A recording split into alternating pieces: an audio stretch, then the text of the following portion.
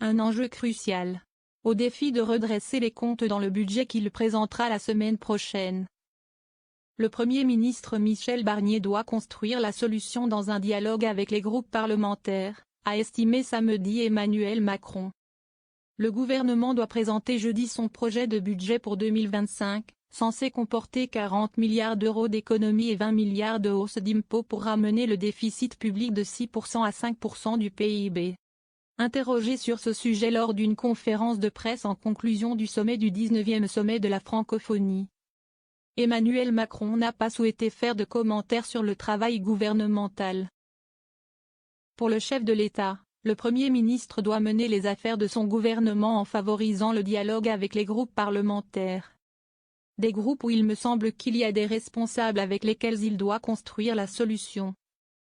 Et qui ont une vision assez claire de la gestion et des affaires publiques et du budget de ces derniers mois et de ces dernières années, a-t-il ajouté.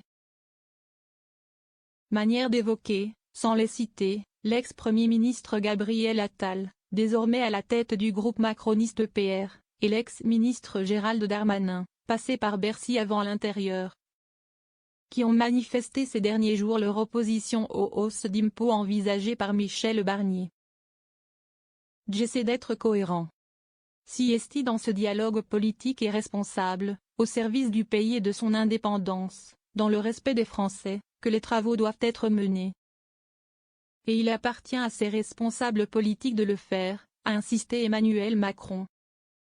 Le président de la République s'est placé lui-même en surplomb, de là où je suis, je veille à l'indépendance et la stabilité du pays. Je le fais depuis 7 ans à travers les crises, et n'oublions pas tout ce que nous avons fait pendant ces crises, a-t-il souligné. Je vois d'aucuns qui disaient qu'on faisait trop peu nous reprocher aujourd'hui peut-être d'avoir fait trop tout court. J'essaie d'être cohérent, a-t-il ajouté dans une pique à ses détracteurs.